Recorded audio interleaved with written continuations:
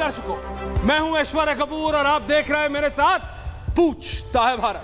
शुरुआत ऐश्वर्या के एजेंडा से, और ऐश्वर्या के एजेंडा में दर्शकों आज बात 7वें चरण के चुनाव की, बात 2024 के रिजल्ट्स की, क्योंकि दर्शकों अब यह बात साफ है कि कुछ दिन ही बचे हैं।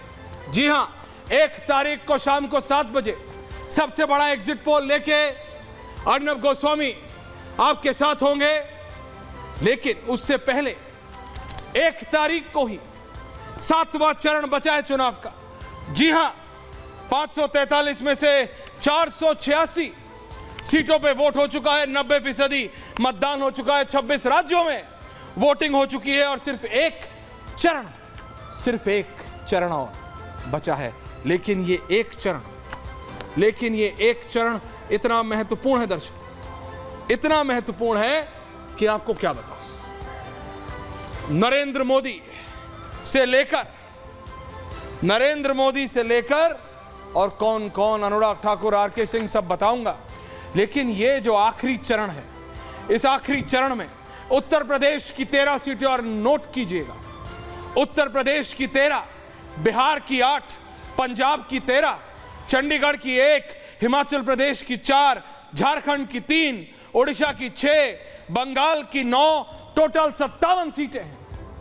57 सीटें, और बीजेपी इन 57 में से दावा कर रही है कि 35 से ज्यादा सीटें आखिरी चरण में बीजेपी को मिलेगी। तो वहीं विपक्ष यानी इंडी, जिसने 1 तारीख को ही जिस दिन आखिरी चरण है चुनाव का, दिल्ली में बैठक बुला ली है, जिस दिन एग्जैक्ट एग्जिट पोल लेके शाम को 7 बजे हम आएंगे, उसी दिन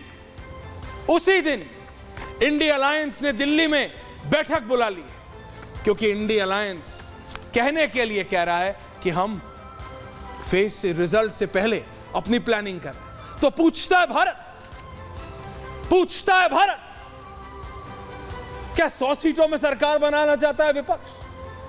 80-90 की बात करने वाले क्या सचमुच सरकार बनाने का सपना भी देख सकते हैं? पूछता है भारत, क्योंकि दर्शकों जो 7वां चरण है उसमें प्रधानमंत्री नरेंद्र मोदी बनारस से, अनुराग ठाकुर हमीरपुर हिमाचल से, आरके सिंह आरा बिहार से, रविशंकर प्रसाद पटना साहिब बिहार से, अनुप्रिया पटेल मिर्जापुर उत्तर प्रदेश, रवि किशन बाबा के गोरखपुर से, कंगना रनौत मंडी हिमाचल प्रदेश से, आनंद शर्मा कांगड़ा हिमाचल कांग्रेस, मीसा भारती आरजेडी पाटलिपुत्र बिहार, रामकृपाल सिंह बीजेपी पाटलिपुत्र बिहार, उपेंद्र कुशवाहा काराकाट बिहार, पवन सिंह काराकाट बिहार, हरसिमरत कौर बादल पंजाब, भटिंडा अकाली दल, रवनीत सिंह बिट्टू अब बीजेपी में आ गए, लुधियाना पंजाब, मनीष तिवारी चंडीगढ़ कांग्रेस, आनंद शर्मा का मैंने आपको बताया, इन सारे नेताओं का मैंने आपको बताया। और इसीलिए आपसे कह रहा हूं, चाहे वो परनीत कौर हो, जो कि अब महारानी परनीत कौर,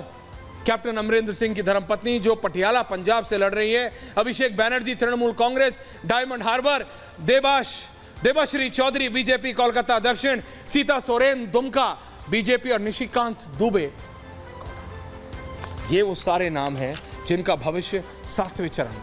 तो कौन कितने पानी में है, आज इसी पे है बहस। बट पहले ये जरा रिएक्शंस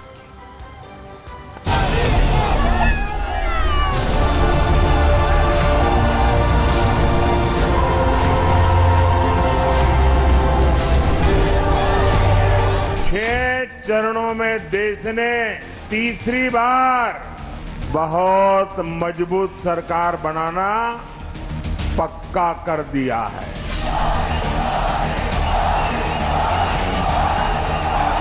छह चरण का चुनाव समाप्त हो गया है। 5 चरण में मोदी जी 310 सीटें पार कर चुके हैं।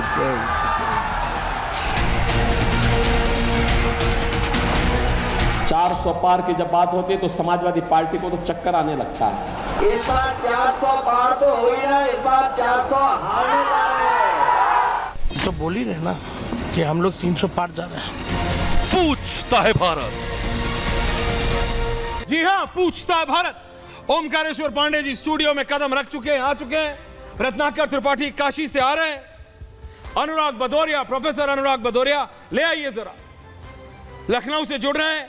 और भारतीय जनता पार्टी के राज्यसभा के सांसद और वरिष्ठ नेता, उनके राष्ट्रीय प्रवक्ता सुधांशु त्रिवेदी जुड़ रहे हैं। सारे लोग मेरे साथ हैं, एक को नहीं सबको लाइए। माइक लगा रहे हैं, कोई बात नहीं, आप फ्रेम खोलिए ओमकारेश्वर जी, दिखाइए। सुधांशु जी भी आ गए, सुधांशु जी को ऑडियो जा रहा है, अनुराग भदौरिया जी को ऑडियो जा रहा है। अनुराग जी, प्रोफेसर साहब नमस्कार। क्या अभी भी कह रहे हैं आप? ऑडियो फोल्डबैक खोलिए अभी भी। अब तो बता दीजिए, 6 चरण निकल चुके हैं, मजाक की बात गई, जुमलेबाजी की बात गई। प्रोफेसर साहब अब बता दीजिए असली में कितनी सीट आ रही हैं? आखिरी चरण में भी उत्तर प्रदेश की 13 सीटें हैं। अब ये मत बोलिएगा 13 में से 10 आप जीतने वाले हैं। आपको आवाज कोई आ रही है? आपके कान में कोई आवाज आ रही है ऐश्वर्या जी? बिल्कुल बाबुलंद आ रही है। कोई कौन सी आवाज आ रही बताइए? आप मेरे को मंदिर की घंटी की बात कर रहे हैं? बोलिए बोलिए बोलिए। आ रही है? बोलिए। देखिए, सवाल ये है कि जनता ने भारतीय जनता पार्टी के हार की घंटी बजा दी है। अच्छा। टनाटन टनाटन टनाटन, आपके कान में भी आ रही है सनासन। क्योंकि सवाल यह है कि पूरे जनता के आप भी घर जाएंगे ना ऐश्वर्या जी, हाँ। आंख बंद करके बैठेंगे, जैसी आंख बंद करेंगे आपकी यहाँ आवाज आएगी टनाटन टनाटन टनाटन। बीजेपी के हारने की जनता ने घंटी ऐसी बजाई है कि चारों तरफ आंख बंद करो। बीजेपी के प्रवक्ता भी आएंगे, उनसे पूछेगा, वो आंख बंद करके बैठते होंगे, सामने बैठे हैं, सुन रहे हैं आपकी बात। टनाटन हार की जनता ने बजाई ना। जनता जब सुनो, जनता ने हार की घंटी बजा दी, इसलिए कह रहे हैं कि जनता ने भारतीय जनता पार्टी के हार की घंटी बजाई है। टनाटन टनाटन टनाटन, इंडिया गठबंधन बढ़ रहा है जीत की ओर। सनासन सनासन सनासन, जनता इंडिया गठबंधन को वोट दे रही है। दनादन दनादन दनादन, 4 जून को होगी खुशियों की बारिश। झमाझम झमाझम झमाझम। सुधांशु जी, ऐश्वर्या जी, आप भी आइएगा, ये डील है पक्की। डनाडन डनाडन डनाडन।